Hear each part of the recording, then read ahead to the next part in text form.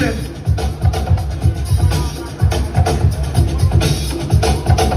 Lovely show.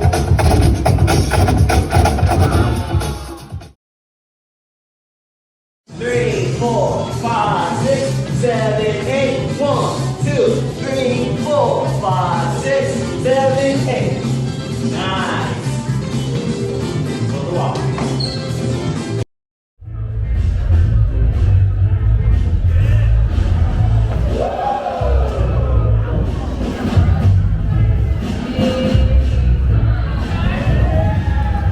How do you stay motivated? I think naturally the world is gonna put you in situations where you're gonna hit a block, and depending on the person, how you take that information, that block, it could be a form of like stop. It could be a form of like, oh, don't go, or it could be a wake up sign to say like you're moving a different way. You need to change the way that you're moving. Greetings, peace everybody. Thank you for joining us for Crossroads. Stories from the Denver hip hop scene. My name is Derek, and today I'm joined by my man Raw Skeleton. What's up? Thank you for participating. Welcome. Bless. This interview series explores that moment where artists might find themselves at crossroads. That point where your passion is challenged and you might have to make a difficult decision about which way to go in the future. My goal with these interviews is to discover how Denver hip hop artists navigated adversity and found the ability to weather the storm. Keep going forward. So we hope that you find these interviews meaningful. Hope they resonate with you. Please share your thoughts and comments. So let's get going. All right. My man. Sir. Hey, so Raw Skeleton, what do you do and where did you come from? I do a lot of things, but to just make it very, very easy for everyone, I'm an artist. Where I come from, What's your art? well, my art, my background is breaking. I've been doing that my whole life, you know. I've traveled the world doing that, but I've also pursued other art forms throughout my career. Becoming Crossroads, becoming myself, you know. So I do a lot of things. But my overall background is, you know, break on high level competitor in the breaking world. But you know, I've transitioned to many titles. You know, artistic and cultural director.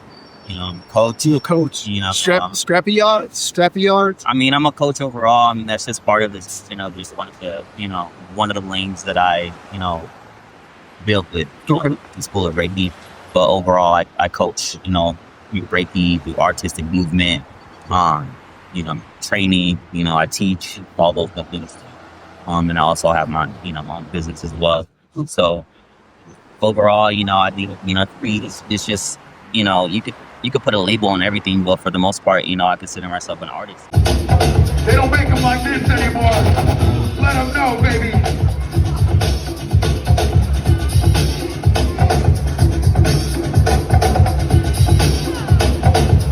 Nasty. You know, my crew and myself, we created this style in the early 2000s, you know, called the abstract style. And we kind of just, you were just kind of sick of the normal way of like the hip hop world was moving at the time. Are you double jointed? I'm not double jointed, but I am super flexible. And I had to train for my flexibility, just, you know, something that's a different, you know, way I had to pursue certain things into this game too as well. Gotcha. Of training discipline, and just like owning your body and understanding different ways to move. But for the most part, yeah, I think, you know, my crew and myself, like we wanted to do something different. You know, we wanted to be different. We wanted to tell a different story in a sense, because it kind of felt like we were really shunned away with the way that we were approaching, you know, the era in that time. Like, it was kind of weird to us because we were growing up looking at, you know, VHSs and like videos and, you know, dabbling into the early 80s of like the crazy raw underground hip hop. Like, it was different, you know, it was super different, right. You know, and so coming into this, you know, this hip hop breaking world, it was very like, you had to be this way, and if you weren't this way, you weren't part of this way, you know. And so we were just like, no, we're gonna flip that, you know what I mean? You know, we were known for that. So we got to push our story and tell our story and our moves and our style, and we got to do that all over the world, you know. It's the freak The freak show. the freak show. Yes, sir. Yeah. Nothing but tricks and blows, baby. Let's go. Freak show. I even was like in the fashion industry too, you know. I Oh, worked in the snap. fashion world as well. So it's People underestimate how big of a influence fashion can have Yeah. on your artistic yeah.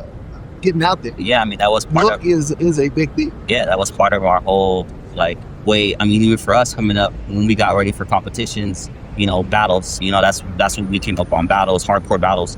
But obviously now it's gone into competition when you talk about commercial stuff, Yeah. a more high level professionalism. But we literally customized our own look, you know what I mean? And so if you think about our freak show, we were like just one big crazy circus of crazy characters. You know, we had all kinds of different characters, and every character had its own story, you know, and told us own story.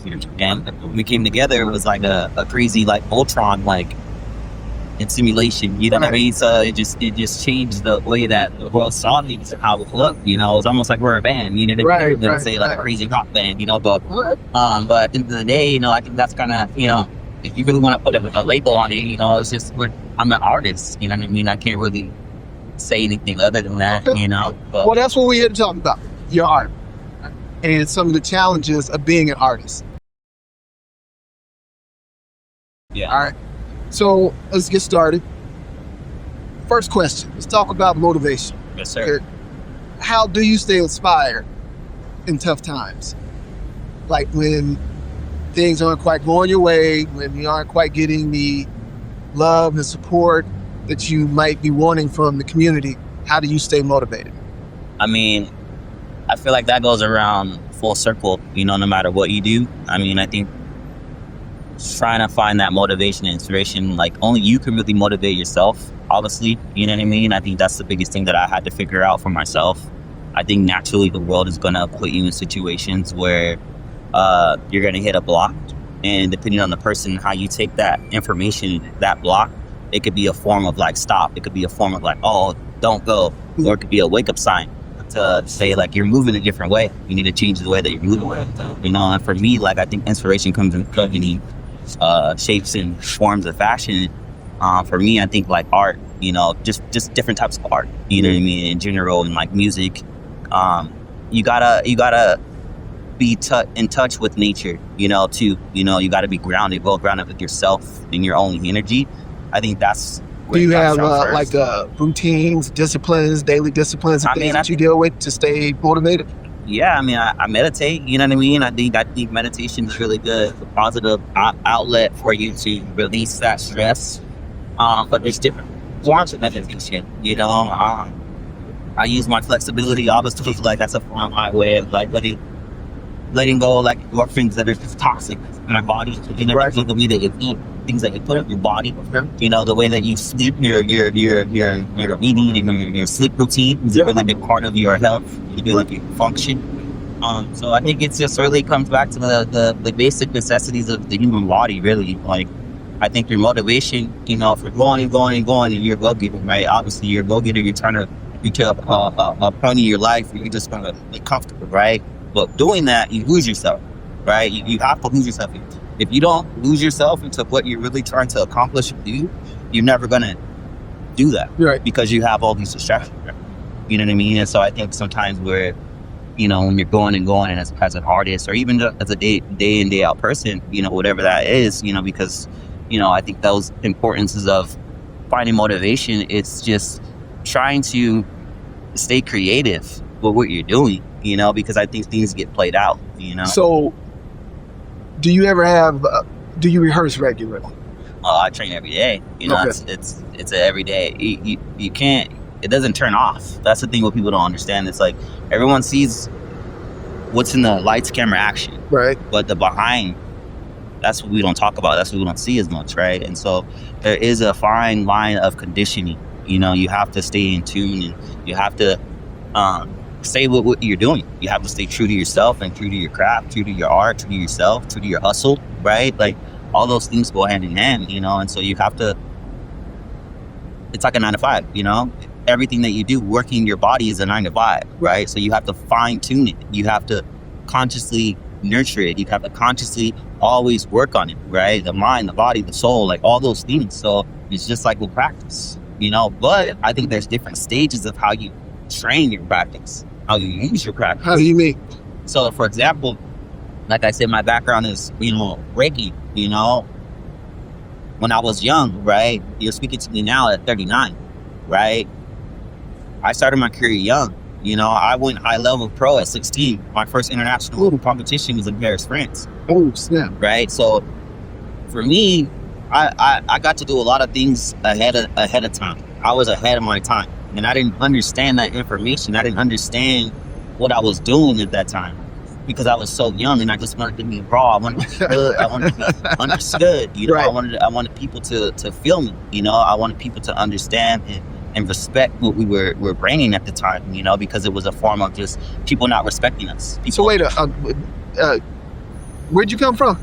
So, I don't know. I feel like I'm an alien at the moment. You know what I'm saying? But Would I you say, was born and raised in Washington, D.C. Would you say they come from outer space They come from outer to change the human race? Change the human race, baby. You know what I mean? Like, I don't really think about me being, I'm not from this world. No one's from this. You know what I mean? I think we're just organisms at the end of the day, you know? But for the most part, if you want to, you know, my government official, like, I was born in Where were you raised? In Oh, DC. DMV? Yeah, Okay. yeah. So I'm a Baltimore baby Okay. all day. You know, be more, but I was born in Washington, D.C.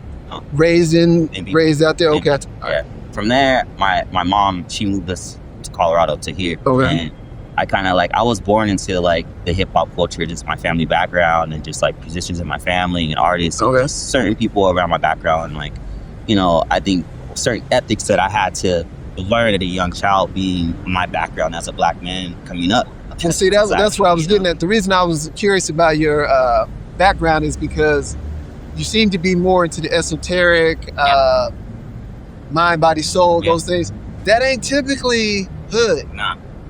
So that's why I was wondering, like, maybe you came from Northern California. I don't know where you came from. Yeah, I grew up in the hood, like, you know, my mom always made it good for us, you know what I'm saying? Like, that's the thing, like, but, you know, growing up in DC, in the time that I grew up in, you know, I'm a 80s baby. I was in 86, I was born in 86, and so, you know, growing up in that time frame and that, and being around that environment, like, it's hard, you know, and so I had to go through a lot of things as a young kid, traumatizing things, you know, hard things that kind of like, I think it shaped me to be who I am today for sure, but, you know, it's not your typical things that you should have to grow up to see as a young child, you know what I mean? It wasn't like I was, you know, getting put in a situation because my mom didn't care about me or anything. It's just circumstances, you know what I'm saying? And for me, I'm the middle child, so I'm just different.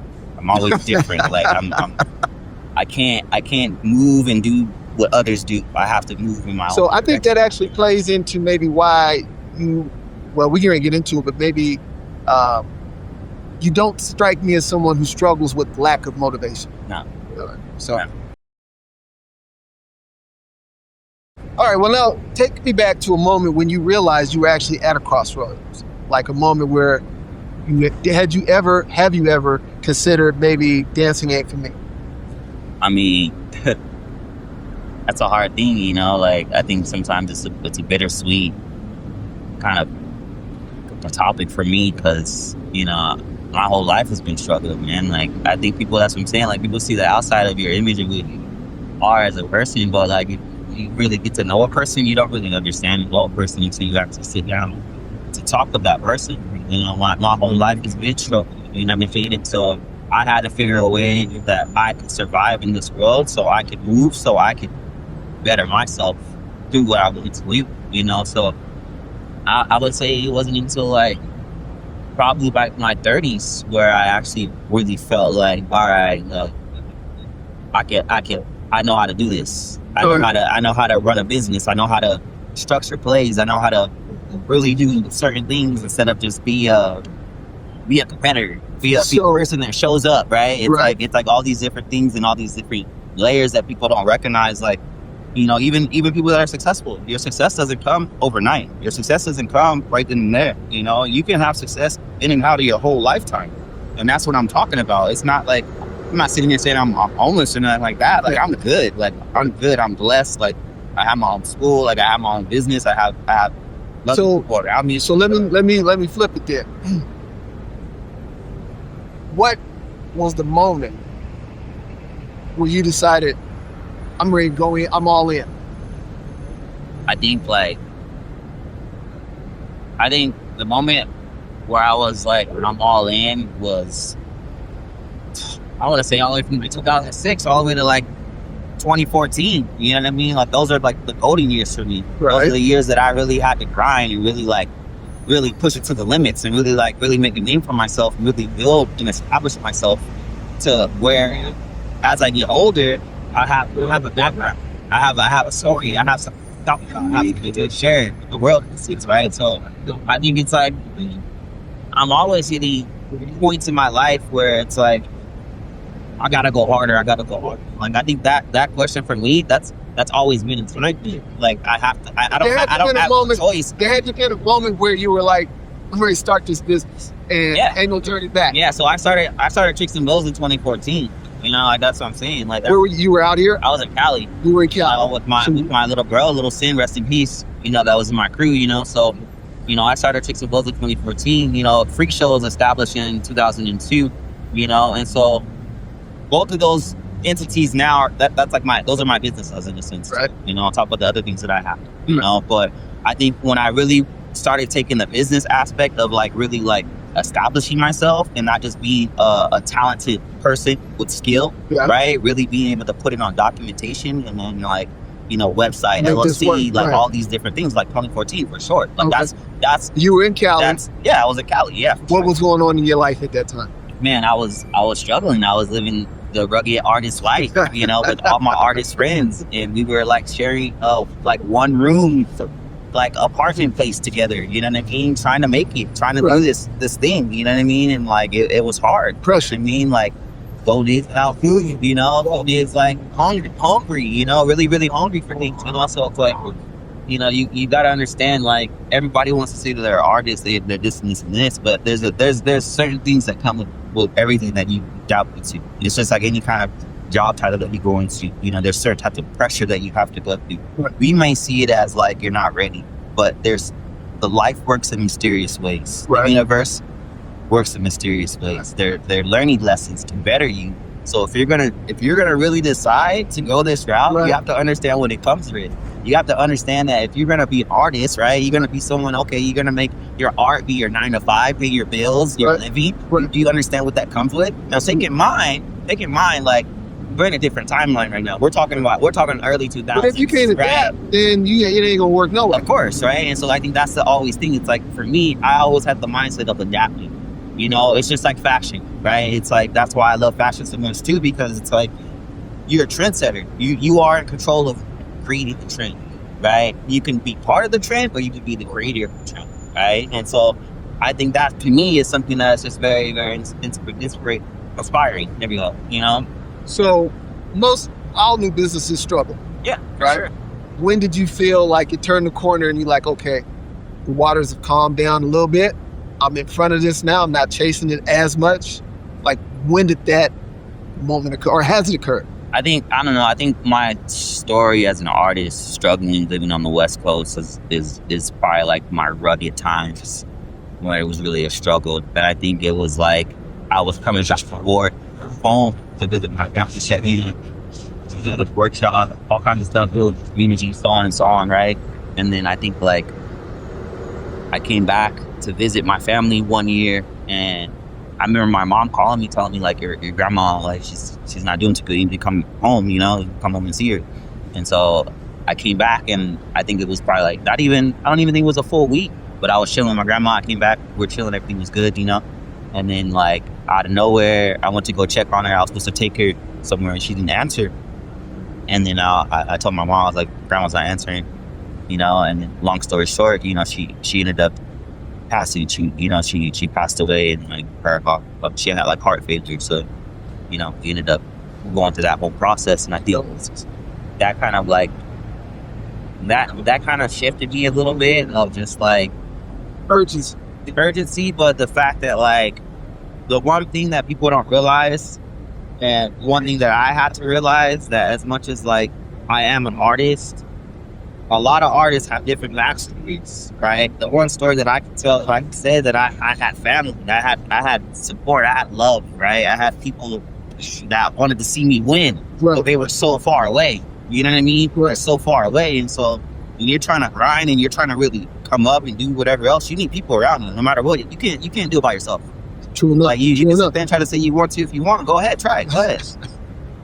I wish you the best for sure. Like, It ain't gonna work. you know, but at the end of the day, I think, you know, it was just like I needed to be home with my family. I missed so much time with my family. Like, I lost so much of just me growing up as a person. I was just so focused on being an artist and being the best and all these different things that at the end of the day, like, what does that even mean? You know, you have to kind of sit around and like see like yourself go through cycles to figure it out in a sense, you know. And so when I came back, I was like, all right, I'm gonna really tap in and I'm gonna really own everything that I do. And so I really started going into the lab, right? Okay. And really reinventing myself. And I think when I came back here is when I really started to like go more into like, I guess what you would say, like boss level, right? When you get older, you know, there's certain levels people call you an OG, whatever else. Like, I guess I'm like the baby OG now of my generation, you know. And so it's like now I'm trying to show people how to really do it, you know, in a way of like, okay, if you really want to be an artist, there's certain ways that you can do outside of just being in the limelight all the time. You know, like everything has a job title. If you really think about it, man. Now we're at a time where social media is at an ultimate high. You know what I mean? Like I didn't have that back then. You know what I mean? You know what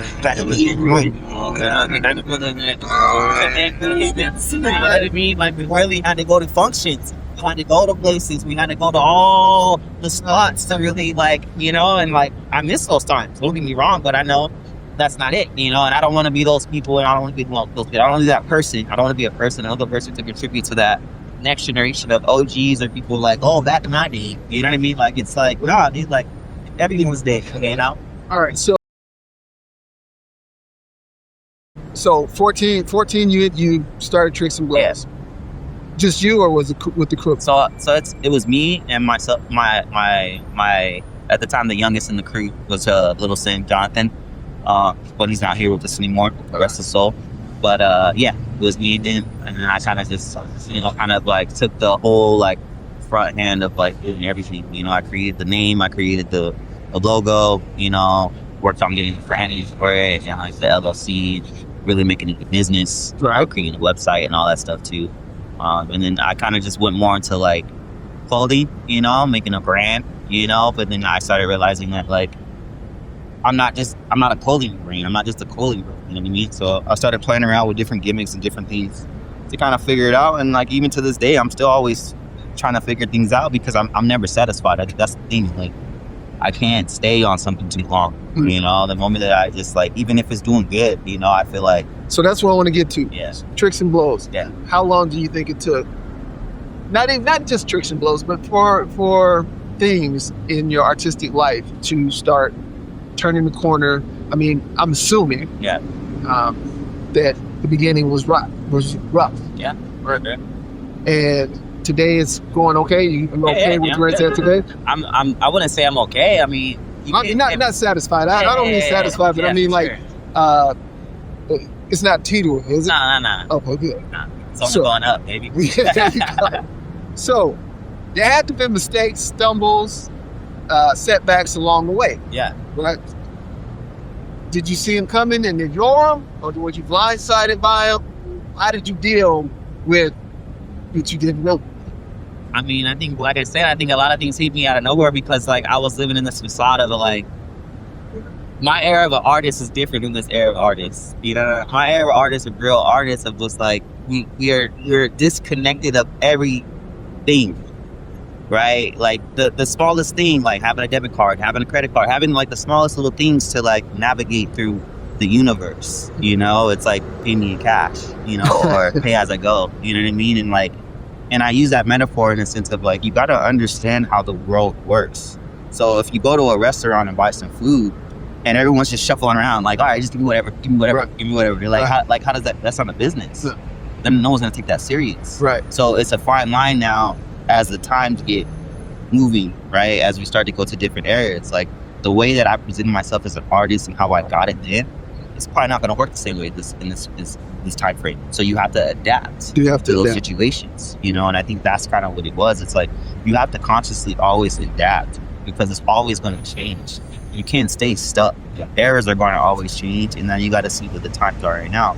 Fortunately, like if you grow, you should grow mentally, physically, right? So you should get wiser. You should get more of an understanding. And that's my point. I think I got a little more wiser and understanding about the flow of this movie. School of Hard Knocks. Yeah, like Okay. like the things that my mom, your parents tell you, you know, when you're young. But again, that's that foreign line. Like I don't do that. I'm an artist. So, you know, that reminds me, it's like, when you were dealing with the come up, Yeah. right? Did you find that you relied more on stuff that you already knew, or did you have to change your mindset and obtain like a new way of looking at things? I think a little bit of both. Okay. I think because you have to have a foundation. Your foundation is what makes everything else. And when you lose that foundation, you lose yourself. Mhm. And I think you naturally do that. So, for example, the way that you start out, and people love you for that. They love you for that. It's like an artist, right? You first come out, you're grinding, whatever else, and all of a sudden they bring this next album. It's like all acapella, and they're like, but you're not understanding that this person's evolved as a human. Right. They're not that person anymore, and they shouldn't be. Right. But people don't understand that because, and They want another Illmatic. exactly, they haven't reached that epitome of. I feel like, you know, I'm a very spiritual person too, like grounding mind, like chakras and stuff like that. There's different stages of your life, you know, and that's like that third eye. You know what I mean? Okay, so I'm picking up on this. Spirituality clearly is important to you. Yeah. Right. Did you have it all the way through, or did you pick it up along the way? Nah. So that's the thing. Like life should give you a chance to experiment. Like if you don't experiment with life as a person, try things, right? And I think that's what I think what shook everyone so much in the world, because again, my background, right, as a black man, my back, you don't do that. That's not a thing. To break the code, right? To break the code of the system, to break the fad, to break the whatever else. Like I don't Stereotype. have no code. I don't have. There's no code. You can't break me. You know what I mean? Like I'm me. You know. Right. So, and I feel like that's important. I think so. Once you start to figure that out, once you start to unlock that within yourself, then you start to see it with vision. Well, different. Where'd it come from? I feel like For you. for me, it was honestly like I always had it. Like I always had a weird kind of like. No. Oh, yeah. What I'm saying is, like you said, you didn't have it at the beginning of your Yeah. artistic career. Yeah. Something happened. Yeah. When you were like, I need more of this. Yeah. Like, was it an event? Was it Oh yeah, so it was when I went to Cali. I think it was going to the West Coast, you know, seeing the freak show, seeing like, you know, because like I got into the freaks in like 2004, you know what I mean? And so they were already, you know, the freaks were already on a mission doing, you know, abstract stuff, but I was doing it over here. I was doing it over here in these regions, you know, in the Rocky Mountains, you know, and I was bringing that flavor over here, changing the game over here, you know, so, you know, it was important to travel in other places to get information. You know, when you come from a small place and you ain't it, the only way to find out what's it is go out and get it, right? You got to go out. So we went out. I went out and searched and did my history and like really try to figure out what's really popping. My first crew that I got down with here in Colorado, GWT, you know, I went to my first jam, which was like B-Boy Summit. I want to say 2001, 2002, maybe around that time. And seeing that epitome of what breaking was and how it was, like that was the real, you know what I mean? Like that was the real Neil Holyfield, like how everything, you had all the elements all in one, but breaking was the main highlight. And I think that just kind of changed me in the sense of just like, man, like the West Coast is so dope. Like it's just a whole different. So why'd you come back?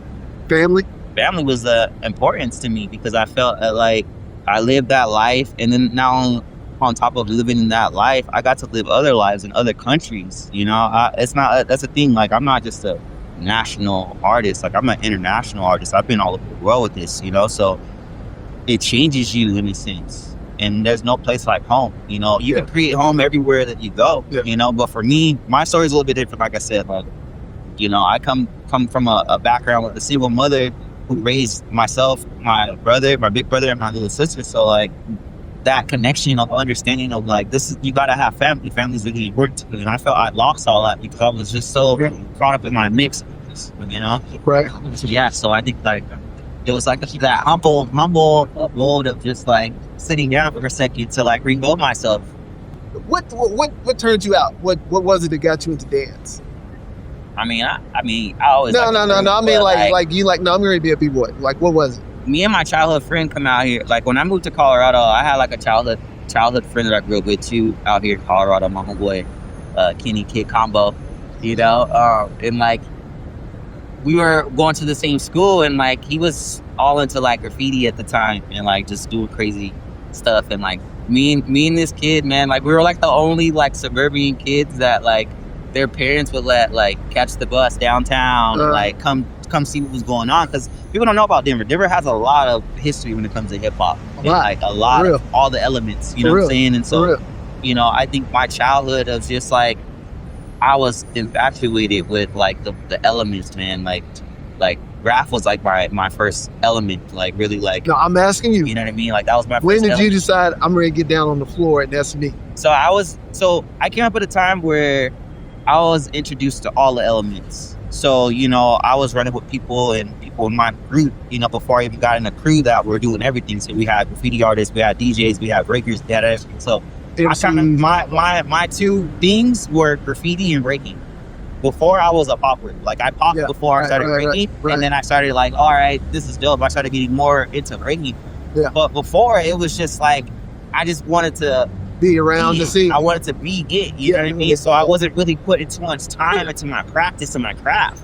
You know, I was all right in graph, you know, and I was all right at breaking, you know, and I understood music, you know, and I had people that rocked the mic, you know, I was even like an MC too, but I just kind of like, I wanted to dabble in everything, you know, because it was just like a kid in a candy store. You know, oh man, is this element, you know? So, but I think graph took me into a different world, and like I got caught up in like the system, like the legal system, and you know it just kind of turned me the wrong way of like, man, I ain't getting no bread this way, like so, you know, this ain't the way, you know. So I think breaking. My whole thing. I'm sorry to interrupt. My whole thing with graffiti. See, to me, the art of graffiti is graffiti at its core is a crime. It's vandalism. For sure, okay. But the art of graffiti is to do something so dope that people overlook the fact that this is vandalism. Like, that's art. I think it's two sides to it too, though. You know, I think, you know, the graffiti artist has a job to take care of the city, take care of the people. You know, they're the message. You know what I'm saying? All right. So, and that's just from my own personal background, rolling with some really heavy hitters in the game. You know, like graffiti is a very important language. You know, and if you think about the early 80s of like all these different artists, like when they did graffiti on walls, it was a form of expression. It was a form of like the government crushing economies and collapsing life and all kinds of crazy stuff, you know? So I think a lot of people lost touch of what our hip hop culture really is supposed to do. You know, all the elements have a job. You know what I mean? Like that's just it. And if you forget that, it's like, you know. All right, so we're going to wrap up this portion. All right. Get some advice. Looking back on your journey, all right, what advice would you give somebody who might be struggling with, hey, I don't know if I really want to do this. I'm not sure if this is being an artist, man. You know, I'm not sure if that's it. I feel like if they came to you and said, yo. I feel like if you're already telling yourself that, you should probably already be thinking about a backup. You know what I mean? Because it's like you're already doubting yourself. You can't ever doubt yourself. You know what I mean? Like, I'm never gonna tell someone how to do something. I don't know. Like my way, it can't work for you. You know, like your way might not work for me, vice versa. You know what I mean? But what I can say is like you gotta have the inspiration in yourself. It's the same foundation. Like I said, foundation, right? The same energy that got you out of that bed, that same energy that made you make that food, right? It's the same energy that you have to put into your art if you really want to do it. You know, like that's just what it is. There's no like sugarcoating it. You know, like you gotta really live it. You know, right? But then as an individual, you gotta figure out what makes you special. Correct. Right? And I think that's kind of like my message as an artist, dude. It's like you don't want to give up on yourself first. First of all, if you're doubting yourself, because that's that's gonna happen. But I think what I meant to say importantly is like you should always have a plan A, B, and C. Okay. It shouldn't always be all focused on just like I'm just gonna be this raw artist. Like what are you really doing to make yourself that raw artist? You know what I mean? Like, are you doing the other work? Are you putting in the other sacrifice? You know what I'm saying? So there's more than just pulling out a canvas and painting on that canvas, right? There's more than just me going to pulling out my floor and dancing on my floor, going to a studio, whatever else, and dancing, whatever else. You know, Right. it's like you gotta do more than just that one thing. Right. You know, and I think that's a little. All right. So we're gonna wrap this up. Last 3 questions, then we're gonna get out of here. First question: rate the Denver hip hop scene on a scale of 1 to 10. 1 to 10. I mean, honestly, bro, like I honestly, I think it's a very open topic right now because, like, what do you mean by the Denver hip hop scene? Because are you talking about as a whole collective, like all the elements? Or are you just specifically speaking on music? Are you specifically speaking on breaking? Are you Collective. specifically? I don't think there is a collective. I don't think right now, like in my perspective of just seeing what's going on and knowing what's going on, I don't think our elements are as connected. Okay. You have certain groups of hip hop heads and people who are connected with do certain things that move around and have certain functions going on and stuff like that. But it's not like once a month or every other year or once a year there's this really big banger where all the elements come together and we break bread. You know, like that doesn't happen anymore. So it's kind of hard to rate the Denver hip hop scene because it's all over the place. All right. You got certain genres of people who are now calling themselves hip hop, but it's not really hip hop. So what would it take to make it a 10? I mean, I think it's a lot of digging. It's like when DJs go to dig for records. You know what I'm saying? Like you gotta really. And when I say digging, it's more of like going into different communities, like you're doing right now, right? It's like you're stepping into my world. You know, my world is more infused with the breaking world, but I'm also connected to the art community. I'm also connected to so many other communities. It's that right there. You gotta find individuals out of every element and have a conversation and then figure out how do we bring them together. And then you got to find individuals in those groups who are doing certain tasks and certain jobs in those lanes, because not everyone is about putting on shows. Not everyone's about, you know what I mean? Like everyone has a different niche, you know? So you got to figure out where that is and then you bring it together. You know, I honestly, I feel like Denver is growing, you know, and right now it's really hard to say because there's so many people who have come outside of our region now who migrated to this region. And so I can't really rate it, to be honest, bro. Like I can't rate it because it's like, I feel like it would be high in numbers, right? If you were to bring us all together, because there is enough people here in Denver right now that I know from my background, from breaking to DJing to MCing and to graffiti, right? And it would be dope, but everyone kind of moves in their own way. Yeah. You know what I'm saying? So, all right. So trends. What trends have you noticed in hip hop out here, good or bad? Things that you like, things that you don't like. It's like, give me a trend or something that you've noticed. Fashion trend or just Any like kind of trend, something that's caught your eye that you like, oh, that's good. everyone's on that 90s shit. You know what I mean? Like everyone's trying to be 90s now, you know? So it's like I said, everything goes full circle. You know, people want to say, even for myself being a creator, it's like, even though I'm sitting here saying I'm a creator, I'm pretty sure there's probably someone else before my time that probably was a weird individual that had, you know what I mean? So it's like, you might be the first weird individual in hip hop. maybe, you know, but if you look about, like ODB, you know what I'm saying? Like, come on now, we can keep going, but I'm just saying, like, you know, I think it's like, you know, I think it's just gonna go seek still, for sure. Last question. What advice, not advice, what resource would you offer someone to just be a better human being?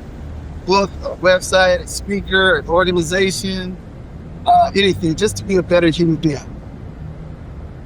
I think for me, that's a hard one.